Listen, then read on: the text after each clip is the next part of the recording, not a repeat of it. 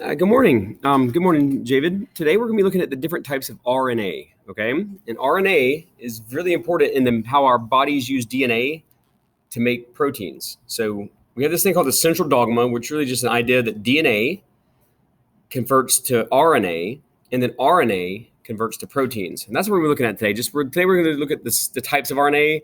Tomorrow we will look at replication. All right, don't worry about that.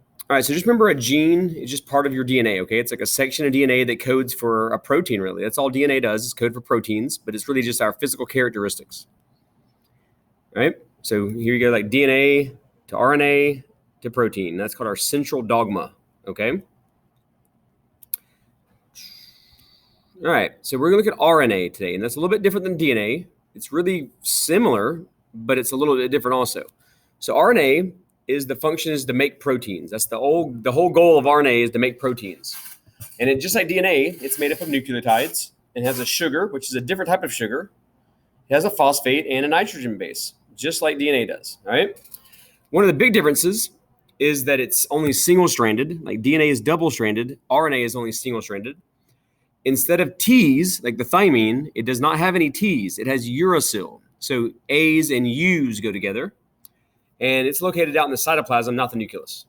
All right? So there's three main types.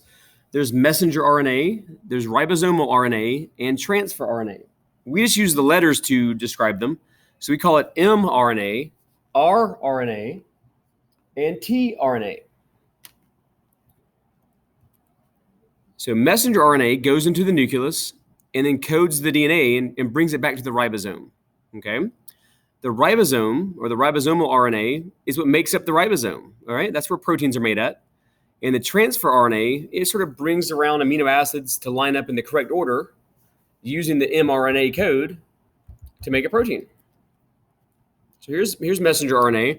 Has all of it's sort of like the complementary bases to the DNA. The ribosomal RNA makes up the physical ribosome. And the transfer RNA brings around these amino acids to make the protein. All right, so this here is a really helpful thing. We're looking at trying to decode things and how things go together.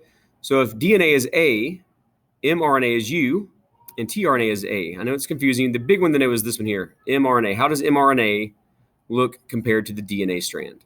So A's and U's, T's and A's, C's and G's, and G's and C's, right? And that's really all we're gonna look at today. So the big thing to take away today is the physical structure of RNA. So it's single-stranded. It has uracil instead of thymine. It's located in the cytoplasm, and the sugar's different, okay? And then there are the three types. There's mRNA, which goes into the nucleus and reads the code of DNA and brings it back to the ribosome. The rRNA is what makes up the physical ribosome, and that's where proteins are made at. And then the tRNA, and that's what transfers the amino acids to the ribosome based on the coding from the mRNA to make a protein. I hope this helps. And I'll talk to you later. Bye.